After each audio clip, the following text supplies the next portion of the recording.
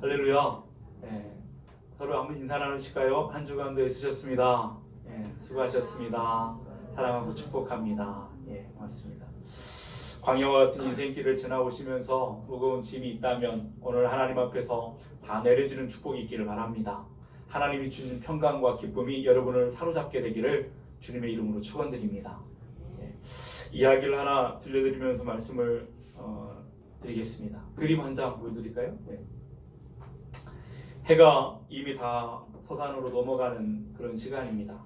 어둑어둑해지는 어느 추운 날 저녁에 한 남자가 벤치에 쪼그리고 누워 있습니다.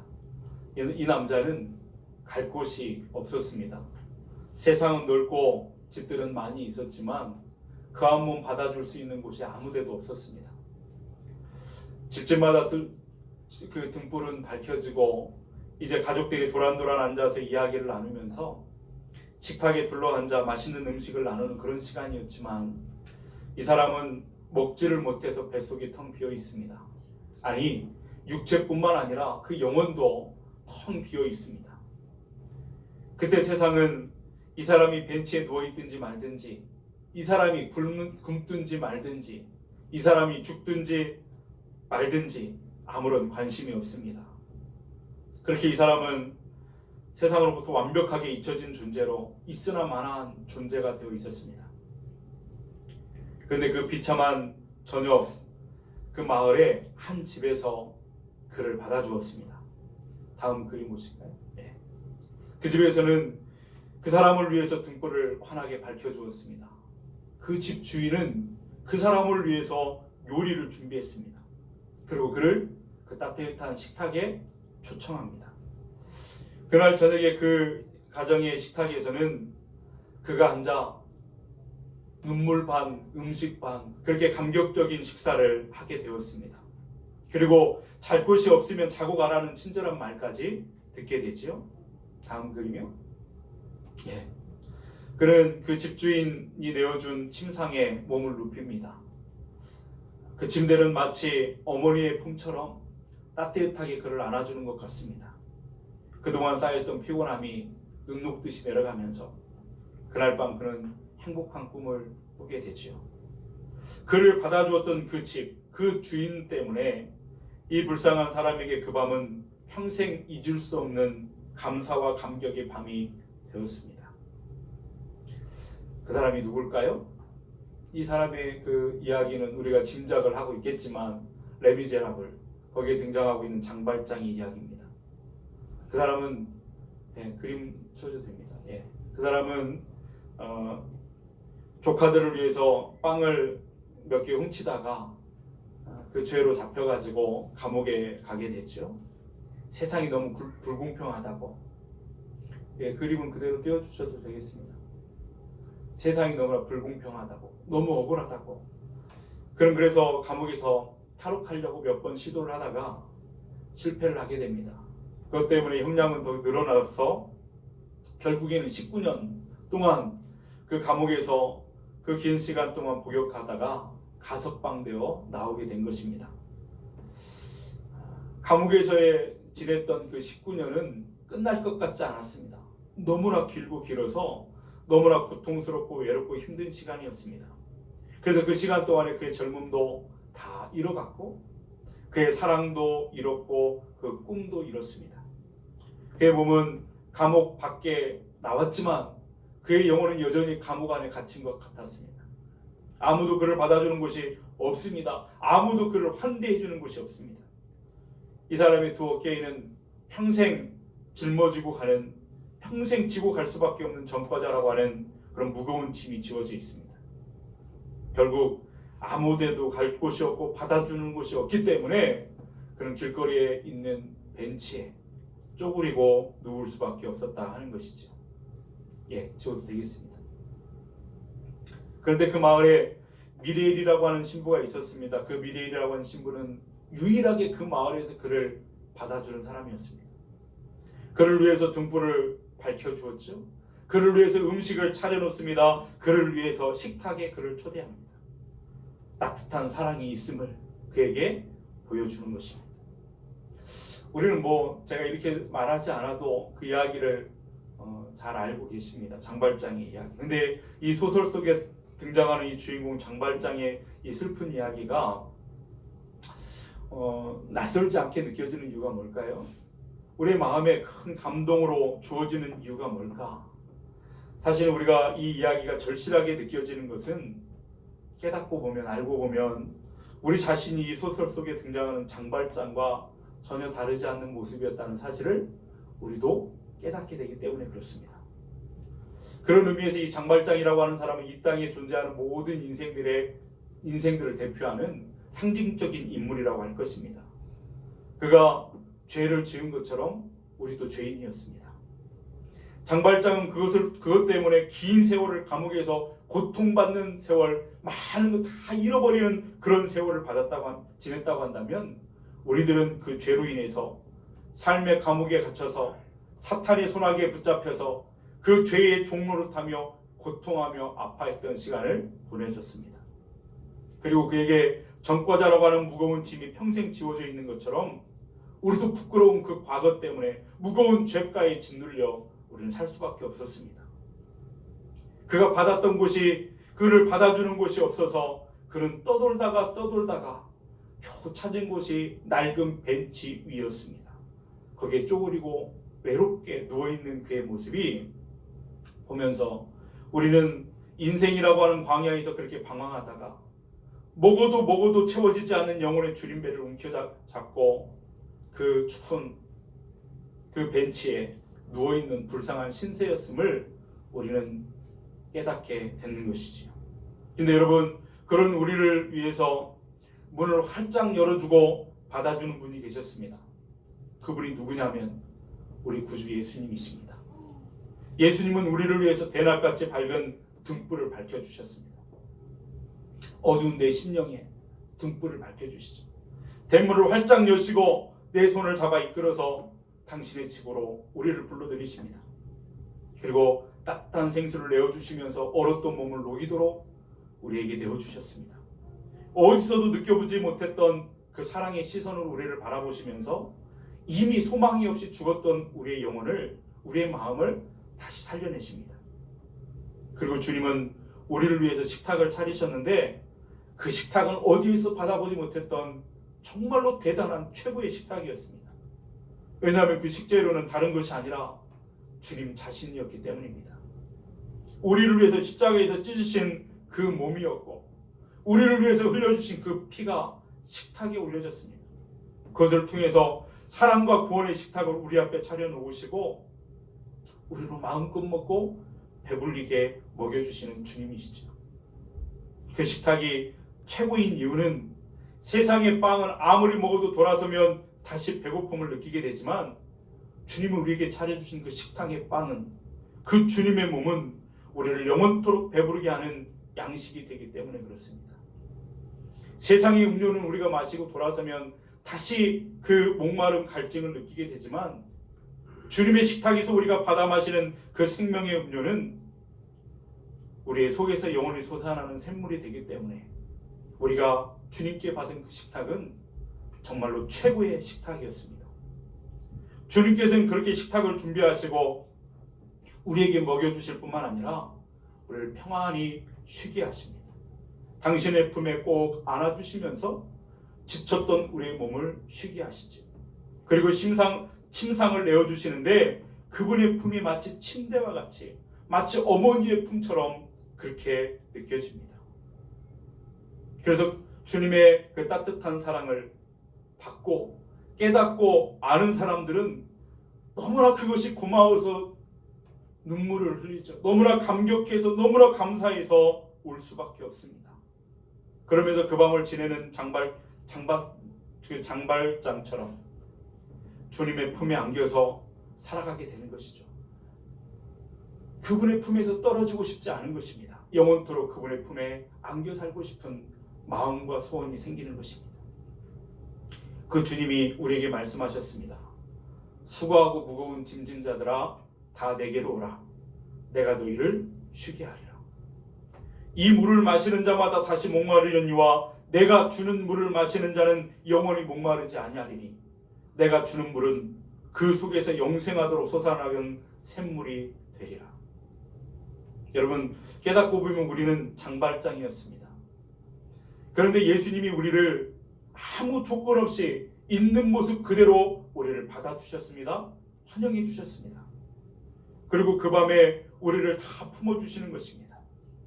주님께서 우리에게 주신 것은 그냥 하룻밤의 안식이 아니었습니다. 그 정도의 안식이 아닙니다. 아침이 되어 다시 그 집을 떠나게 되면 또다시 우리는 갈 곳이 없던 그런 불쌍한 신세가 될 줄을 아시는 주님은 우리에게 말씀하시죠.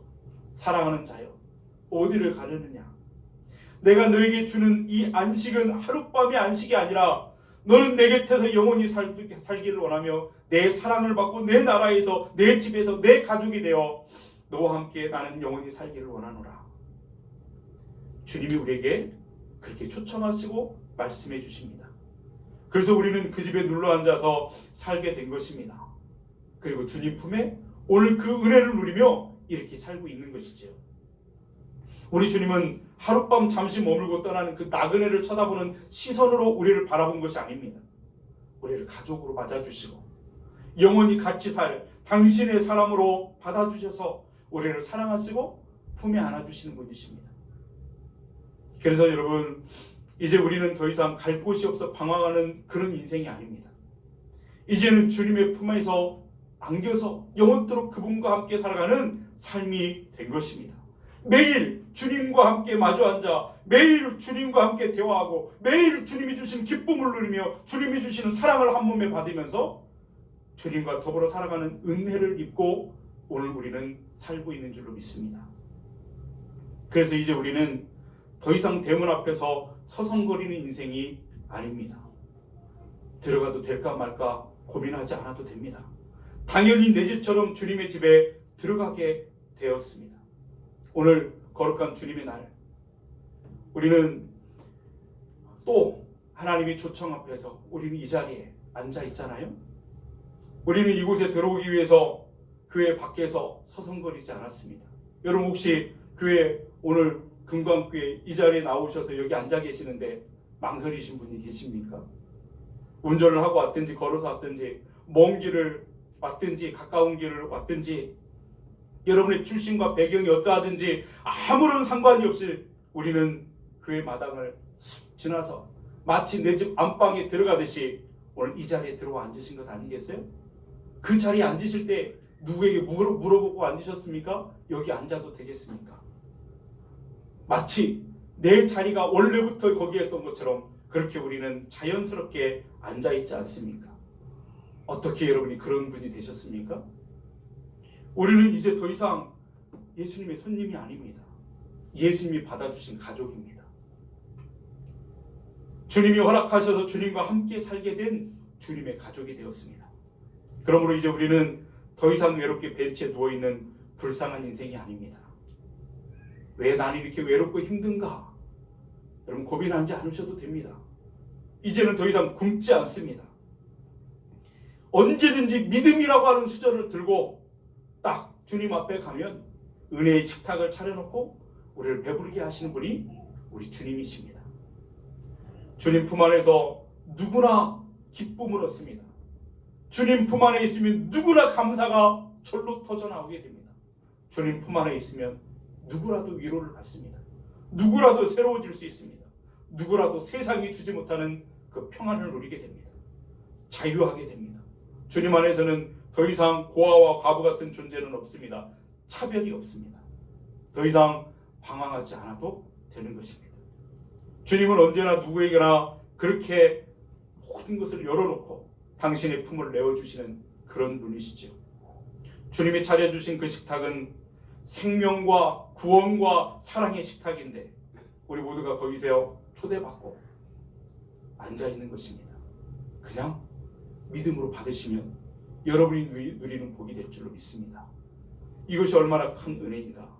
모든 것을 거저주시는 주님의 은혜로 된 것임을 우리는 고백하게 되는 것이죠. 여러분, 주님의 은혜 외에는 우리가 여기서 이 자리에서 하나님 앞에 예배할 수 있다는 이것을 설명할 도리가 없습니다. 주님의 은혜 때문입니다.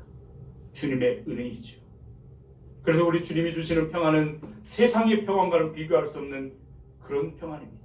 주님이 우리에게 주신 그 기쁨은 세상의 쾌락과는 감히 견줄 수 없는 너무나 놀랍고 거룩하고 아름다운 것임을 우리는 맛보았고 고백하게 됩니다. 그래서 이 주님의 은혜를 제대로 경험한 사람은, 그 은혜를, 그 감격을 맛본 사람은 그 누구라도 동일한 고백을 하게 되는데, 어거스틴이라고 하는 분이 그 고백록에서 이런 고백을 했습니다. 내가 아버지의 품에서 쉴 곳을 얻기까지는 참된 평강을 알지 못했습니다. 무슨 말이겠습니까? 세상에서 아무리 큰 성공과 아무리 즐거운 쾌락을 누렸다 할지라도 그 모든 것들은 아침 안개와 같은 허망한 것이었으며, 주님의 평강을 맛보고 나니까 이것과 비교할 수 없었던 것임을 그는 고백하게 되는 것이죠. 사도 바울의 고백을 우리는 알고 있지 않습니까? 그가 가졌던 세상의 성공이나 사람들이 다 부러워하는 많은 것들을 그는 가지고 있었지만, 주님을 만나고 나서, 주님을 알고 나서부터, 그가 만난 그 기쁨과 그 은혜를 누리고 나서, 그것을 알고 난 다음부터 그가 가졌던 모든 것들은 배설물로 여길 만큼 아무것도 아니었음을 그는 고백하고 있지 않습니까? 우리 하나님은 오늘 우리 금강의 모든 가족들에게, 오늘 예배하는 우리들에게 내가 장발장이었음을 인식하기를 원하십니다. 그리고 그 예수님의 품에서, 그 초대 앞에서 주님이 주신 그 기쁨과 위로와 감격을 풍성하게 누리는 사람들이 되기를 원하십니다. 그리고 앞선 믿음의 사람들의, 믿음의 선배들의 그 고백처럼 주님 같은 분은 없습니다. 나의 나된 것은 주님의 은혜입니다. 그 감사의 고백을 우리의 입술에서, 우리의 심령에서 듣기를 원하고 계십니다. 여러분, 우리는 지금 이미 그 은혜를 받았고 지금 누리고 있는 것이죠. 그런데 그렇게 우리를 환영하고 사랑해 주신 예수님께서 오늘 말씀에서 우리에게 질문하고 계십니다. 내가 나의 제자들과 함께 유월절 음식을 먹을 나의 객실이 어디 있느냐? 저에게도 여러분에게도 묻고 계십니다. 여러분, 이때는 예수님께서 십자가를 지시고 죽으시기 하루 전이었습니다. 이틀 남으셨던 주님이 하루를 지나고 이제 내일이면 십자가를 지실 그때가 되었습니다. 요일로 말하면 목요일날 저녁 유월절 식사를 하시는데, 예수님은 그것이 마지막 최후의 만찬이 될 것을 아셨기 때문에 다른 때 식사하는 그때와는 다르게 그 만찬에 예수님은 지대한 관심을 가지고 계시다는 사실을 보게 됩니다. 제자들도 유월절 만찬을 준비해야 된다는 사실을 알았기 때문에 예수님께 질문하죠. 12절, 우리 함께 12절 같이 읽겠습니다. 무교절의 첫날 곧 유월절 양잡는 날에 제자들이 예수께 여짜오되 우리가 어디로 가서 선생님께서 유월절 음식을 잡수시게 준비하기를 원하시나이까 하매. 아멘. 그 질문 앞에서 어디서 준비할까요 주님? 제자들이 그 질문 앞에서 예수님은 말씀하십니다. 평소에 우리가 음식 먹을 때 준비하듯이 너희는 적당히 알아서 준비해라, 이렇게 말하지 않으셨습니다. 마지막 만찬이 될 것을 아신 주님은 2명의 제자들을 특별히 보냅니다. 그리고 그것을 준비하게 하시죠. 다른 복음서에서 창구에서 보면 그 제자들 2명의 제자들은 베드로와 요한이었음을 알게 됩니다. 그런데 그 준비 과정이 정말 놀라운 그 준비 과정이었던 것을 알게 됐죠. 왜냐하면 예수님께서는 제자들도 모르는 사이에 이미 누군가와 만났던 것처럼, 사전에 약속이 된 것인 것처럼 말씀을 주고 계십니다. 13절에서 15절 말씀 우리 한번 다시 예수님께서 제자들에게 준비하도록 하시는 그 말씀을 한번 들어보겠습니다. 함께 읽어볼까요?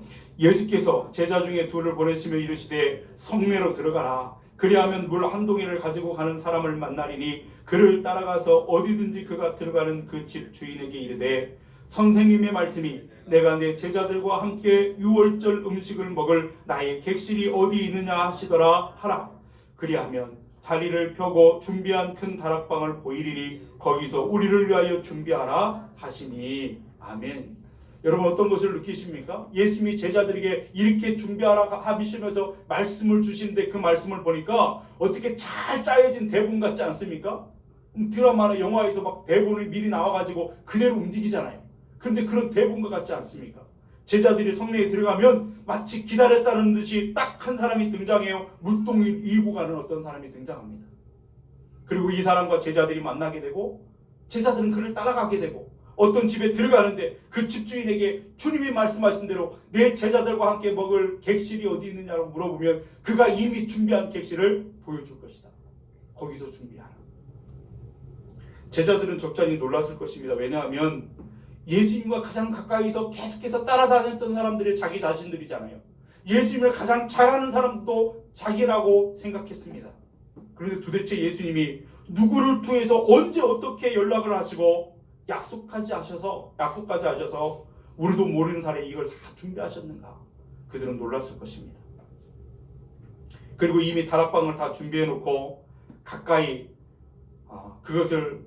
기꺼이 그것을 내어드리는 그 집주인은 도대체 누구인가? 그들은 궁금해했을 것입니다. 여러분 아십니까? 그 집주인이 누군가? 그 다락방, 큰 다락방을 내 객실이 어디 있느냐 말씀하실 때 내어드린 그 주인이요. 그 사람이 어떤 사람일까 성경은 누군지 우리에게 가르쳐주지 않아서 잘 모릅니다만 우리가 짐작하기는 그 다락방은 마가의 다락방이라 그렇게 이야기를 하잖아요. 그 주인은 마가일까? 근데 사도행전에 보면 12장에 보면 마가의 어머니 마리아의 다락방이라고 하는 표현을 통해서 그 다락방의 주인이 마가의 어머니 마리아인가? 우리는 짐작할 뿐입니다. 그러나 그 사람이 어떤 사람인가에 대해서는 우리가 잘 몰라요. 그 사람이 나이가 얼마나 되었는지, 그 집안에 어떤 내력을 가졌는지, 재산은 얼마나 많은지, 어떤 경건의 모습을 갖고 있는지 우리는 잘 알지 못합니다. 그러나 우리가 여기서 분명히 한 가지 아는 것은 하나 있습니다. 그게 뭐냐면 나의 객실이 어디 있느냐라고 물으시는 예수님의 질문에 대해서 그 집주인은 하나도 언짢아하거나 불쾌하거나 불평하지 않았다라고 하는 것입니다.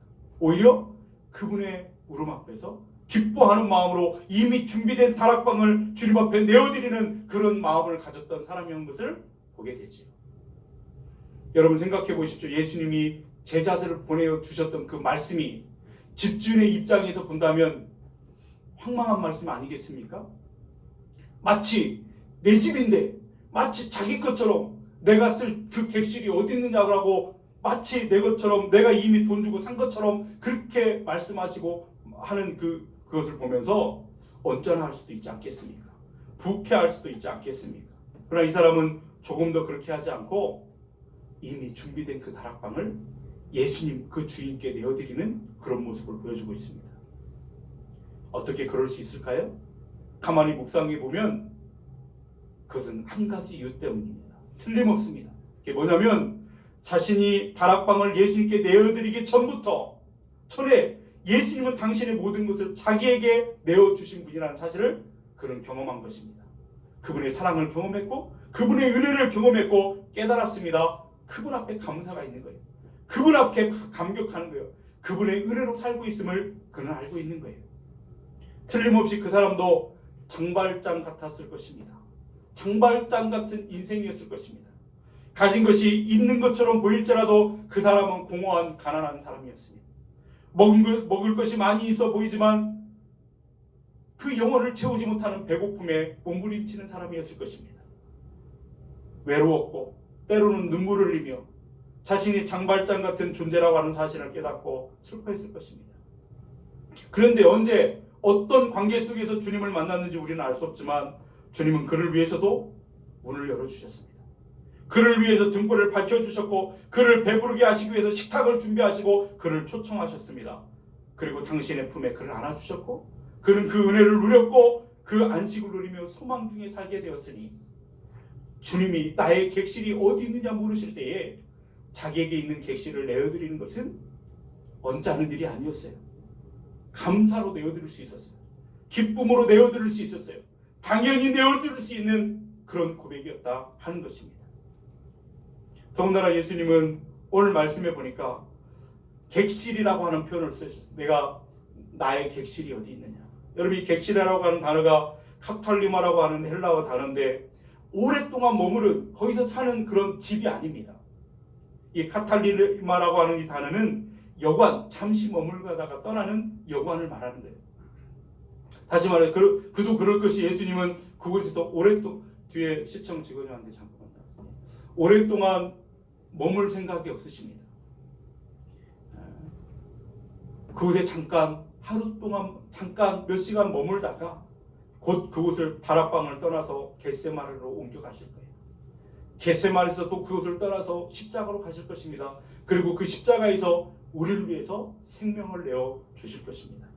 그래서 오랫동안 거기에 머물 생각이 없으세요. 그래서 객실이라고 하는 표현을 쓰고 있는 것을 보게 되죠.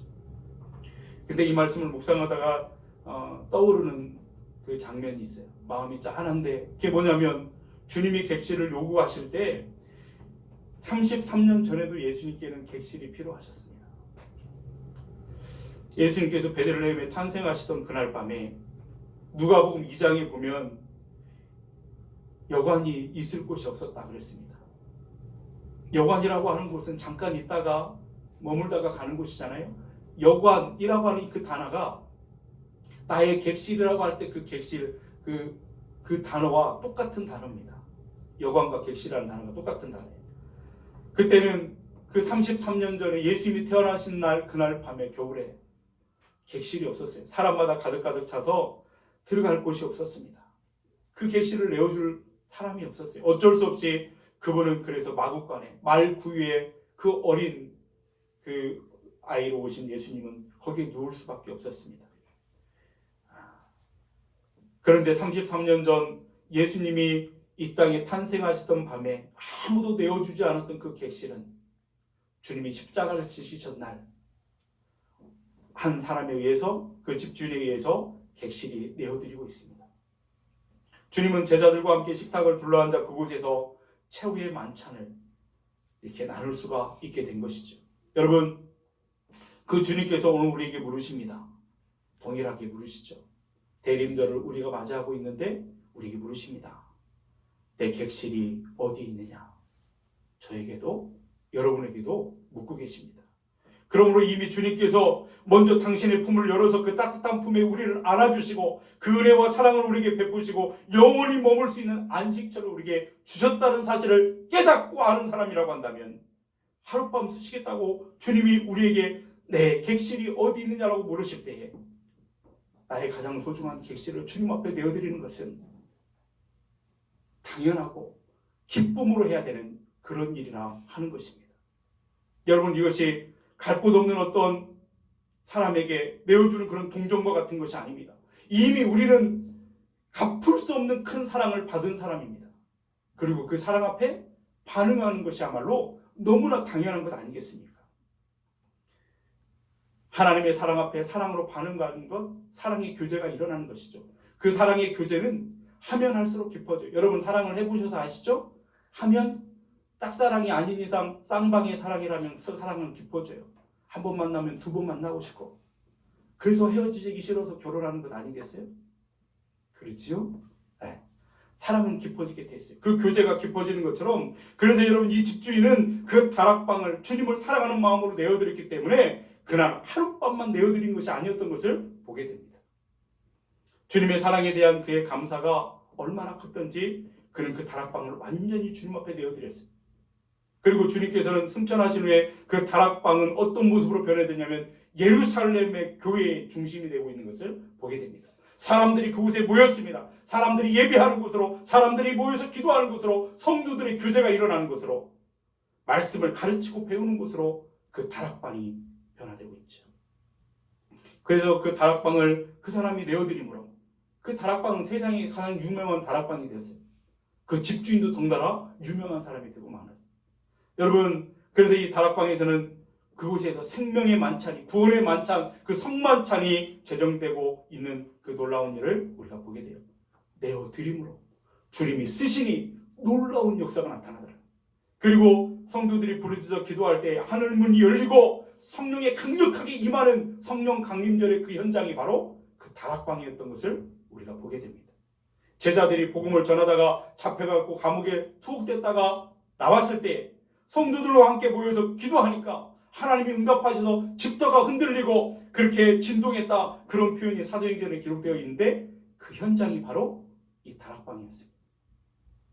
사랑하는 여러분, 주님은 장발장과 같은 우리들에게 모든 것을 내어주셨고 사랑을 입혀주셨습니다.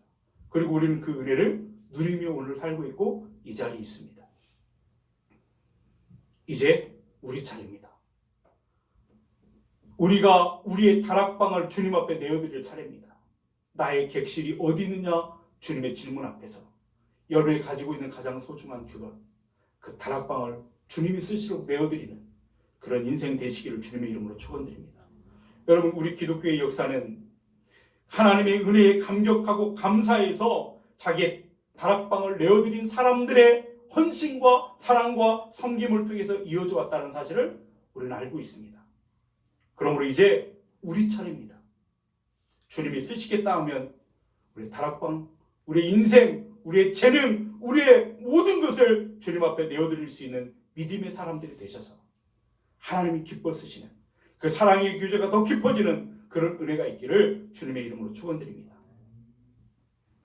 사실 따지고 보면 우리가 가지고 있는 객실, 우리의 다락방은 우리 것이 아닙니다. 모든 것이 다 주님의 것이고 주님이 주인이십니다. 그러므로 우리의 다락방을 마치 내 것인 것처럼 내 욕망을 채우고 잡동사니로 채워놓고 냄새나는 그런 곳으로 만드는 것이 아니라 그 자리를 주님 앞에 내어드림으로 거룩한 향기가 가득 차는 그런 복된 인생이 될 수 있기를 주님의 이름으로 축원드립니다. 그때 거기에 주님 앞에 내어드릴 때 주님은 그곳에 좌정하시고 임마누엘의 은혜를 우리에게 입혀주실 줄로 믿습니다.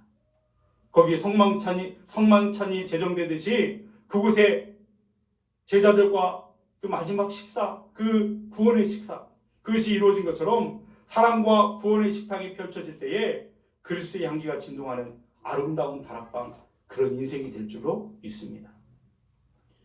말씀을 정리하면서 여러분 기억하셨으면 좋겠습니다. 나는 어떻게 주님의 사랑을 받았는가? 어떤 하나님의 은혜를 받았는가? 나는 이제 어떻게 주님을 사랑하고 살 것인가? 이제 우리가 생각하면서 여러분의 소중하게 여기는 그 다락방을 주님의 객실로 내어드리면서 주님의 사랑 안에 거하시는 행복한 주님의 사람들이 되시기를 주님의 이름으로 축원드립니다. 기도하시겠습니다.